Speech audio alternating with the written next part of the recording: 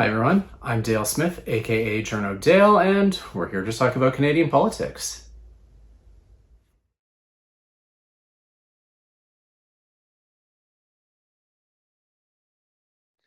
All right, we're here with University of Calgary economist Lindsay Tedds. Everyone is talking austerity right now. Lindsay has been very vocal on social media about this and why we should be, maybe talking about some other alternatives. And so I figured let's go straight to the horse's mouth and get some thoughts from Lindsay about what she thinks we should be discussing instead. So, Lindsay. Well, I think the big driver of this was, of course, PBO's appearance Yeah. in front of the House. They came out, and while we have a new temporary parliamentary budget officer, he seems to have taken up the same appearances of the previous one. And Yeah, so he learned all the wrong lessons. all the wrong lessons from Eve. So, it makes it sound like the foundation of the house is cracked and the house is about to fall apart. And that is far from the truth. Yeah. Where are we sitting? About a 44% debt to GDP ratio. We're still, look, I can go off just like the next person about how we're still waiting for a budget. Yeah. And it has now been announced today we're officially moving to a fall budget Yeah, from November now on. 4th. Pardon? November Sorry. 4th. Yeah, November 4th, but from here on, it's now going to be a Yeah. fall budget, which I actually agree with, because it puts all other entities on better sound footing for making their budgets, including municipal governments and everything. Okay, so Okay. we're now going to move to fall budgets, which was true in the before the 80s times. And so, so we're good. We're going to get some up-to-date numbers and see where we're going with all of this. But, 44% debt to GDP ratio, which where we are is flat for the next 5 years, right? So that's what really didn't come out with all of this was, with all of the things that we know at this point in time, we're holding steady at a 44% debt to GDP ratio with what we know about tax revenues and spending at this time. Is that going to change with this budget coming in? Yes, because we know the federal government is moving forward with an austerity agenda. Yeah. On the flip side, we know they're moving forward with some very big spending initiatives in defense, housing, and there's a third pillar, and I'm not going to remember what it is. All this. Resource investment and Yeah, all of that these kind of capital projects, capitalization. although Yeah. most of them are already, I mean, they're not even shovel ready. They're shovels in the ground. So it's going to be hard to know how that capital profile is Yeah. going to change. On the flip side, it's interesting because this government has also initiated tax cuts, which I don't remember the same people lighting their hair on fire of hollowing out our tax revenues at the same time where we have this debt to GDP ratio that I'm not concerned about, but these same groups who are promoting tax cuts are lighting their hair on fire Yeah. over. So there's just a real disconnect here. But one of the things, I mean, I just pointed this out on Bluesky because I left Twitter when Donald Trump won the election because it wasn't going to get any better, Yeah. is that, the much like with the provinces, the biggest spending hit outside of these big lumpy projects is actually old age security and guaranteed income supplement. Right now, the budget hit for those programs is $80 billion. By 2050, it's $284 billion. So, when if we're going to talk about where this this quote unquote problem is. It's not a Mhm. problem for me. The federal government's got lots of room. It's got a lot of levers. We've got a lot of room to maneuver. But if we're really going to engage in a discussion about this, we can't just talk about this in these macro numbers, which is what these people do. We Yeah. have to actually talk about what does it mean and what it is going to take to get this to what somebody thinks is a normal number. And this is where Yeah. we talk about measures that I think have very normative aspects to it, right? So people will talk around a fiscal anchor. You know, I mean, Yeah. that in and of itself tells you, right? An anchor, some people will say that, well, it means we're just going to keep the ship where it is. Well, I think about it, about me as a person Yeah. being tied to that anchor. Yeah. Because when we talk about austerity, it's never the SR&ED tax credit. It's Yeah. never the capital gains inclusion rate, if everybody remembers the last 2 years of discussion, right? Yeah. It's always things like transfers to women's shelters. It's always support for indigenous communities and clean water, right? Yeah. Those are the programs that get slashed and burned, or the federal government yet again going to the Supreme Court to argue against funding for Jordan's principles, right? Those are the programs that get cut during these times of austerity. It's never the programs that we already know through decades of research have absolutely no bearing on economic growth or productivity or things like that. They Mhm. cut the things that actually make a big difference in the lives of people who are most at risk to things. Yeah. Yeah, and that's I think one of the things that at least in the conversations I'm seeing, nobody ever talks about like the scars that austerity leaves, particularly among vulnerable populations. And how we still haven't recovered from 1995 in some of those programs, whether it's social housing or some other particular social programming that got downloaded to provinces who didn't end up funding it from their end. Housing is a great example. Talk about the intergenerational impacts of austerity. I'd like to think at this point in time, we can now understand what we did cutting funding for housing did. Oh, you can talk about defense too, military Mhm. brat here, right? Yeah. Okay, and I aged out right at that time when that got all slashed and burned. And so I grew up in a very different, also grew up during the Cold War. So I didn't realize other people didn't know that, we were kind of on the cusp of, nuclear bombs. That's how I grew up, right? Yeah.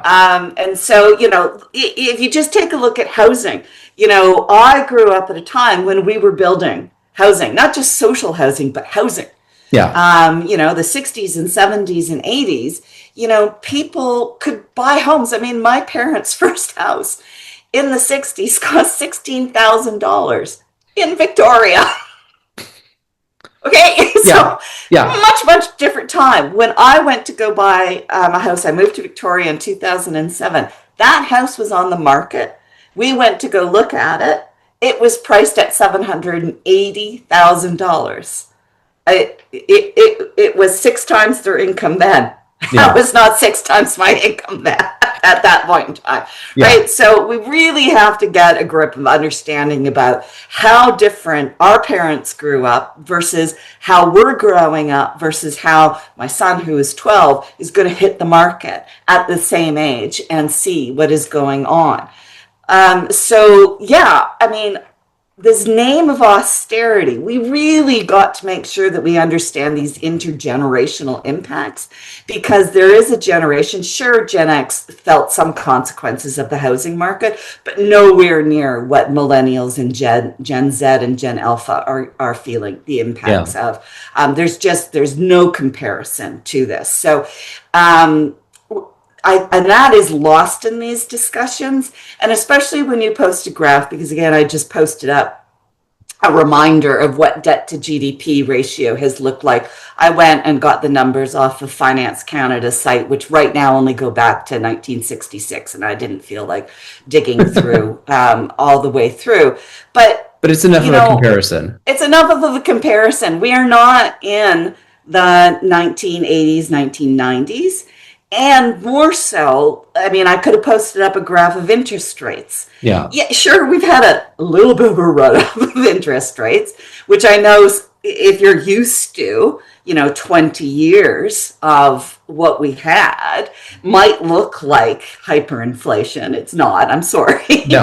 5% interest rate is nowhere near 23, 22% of, the things that we were facing. So we really need to make sure we have these discussions within a context of all of the implications of what austerity means. And when that budget comes out, and for you and I that have been following the release of the departmental plans, we are seeing some very concerning cuts to funding. I mean, one of the big ones that you and I have talked about is Women's and Gender Equality Canada. Yeah, which something like 80% of funding is thus far not being renewed.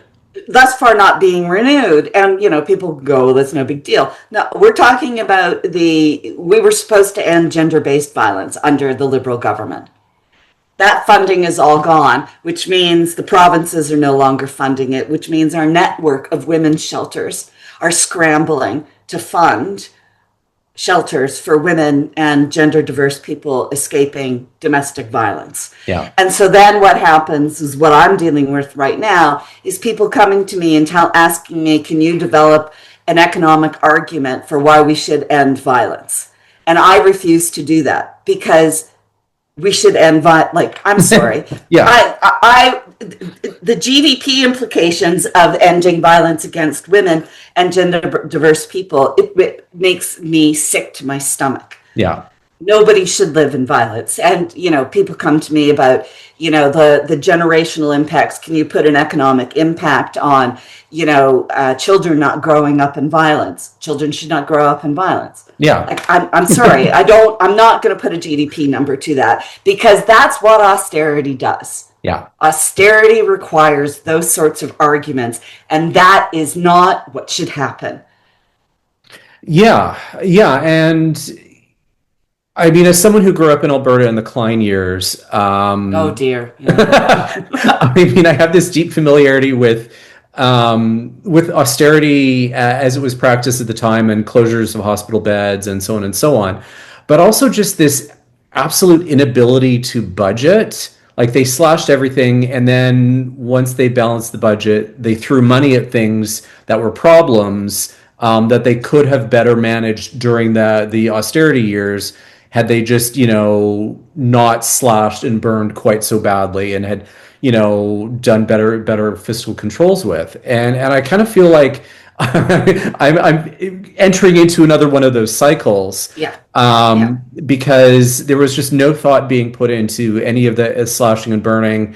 And then, you were left with problems at the end of it. And then they just wound up throwing money at things. And it just created this cycle of being unable to do proper planning and budgeting.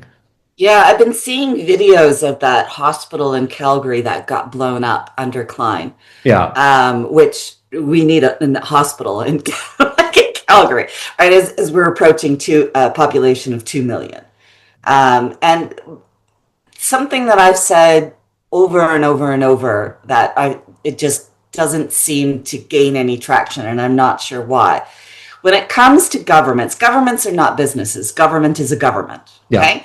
And a government, it's not a family or a household. It permanently lives. It doesn't die. It doesn't get old. It doesn't get sick. Any of these sorts of things. So it should be organizing its affairs on what we call sort of a permanent income. So government should chug along. Good times, bad times, whatever, should just chug along. There should be no austerity. There should be no money. It should just be chugging along. It should have its priorities, and the priorities are set by the Constitution. And so we should never go through these ebbs and flows, regardless of what WTI is trading at here. Yeah. Okay. And so and if it just chugs along and it keeps that in mind outside of war, pandemics, things like that, okay, because there are going to be, Yes. although I don't think I ever want to live through another pandemic again, everything should just be chugging along. And so that means it's always a steady state, right? I mean, Yeah. and you fund education. No matter what, you fund healthcare, right? And you've just got to go through it. You raise revenues to be able to make sure that you're able to achieve your priorities. And so we don't have, outside of really weird times, it's just business as usual, and it should be pretty straightforward to run a government. So that's why I still don't understand these governments, especially conservative governments like Danielle Smith, Ralph Klein, what was the Ontario guy? Mike Harris. Common Sense, Mike Harris, Stephen Harper.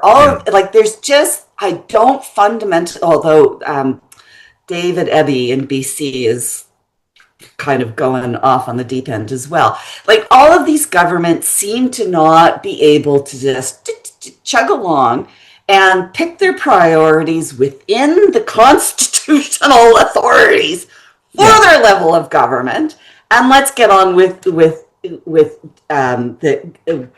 government of the day.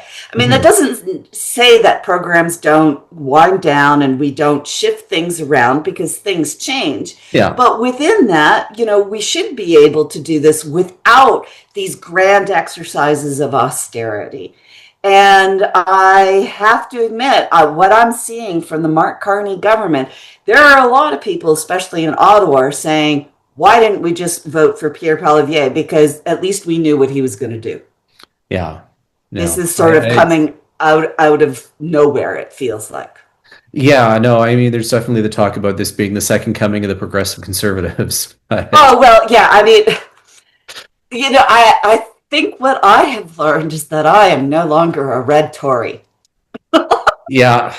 My principles have changed significantly since the 80s and 90s. For sure.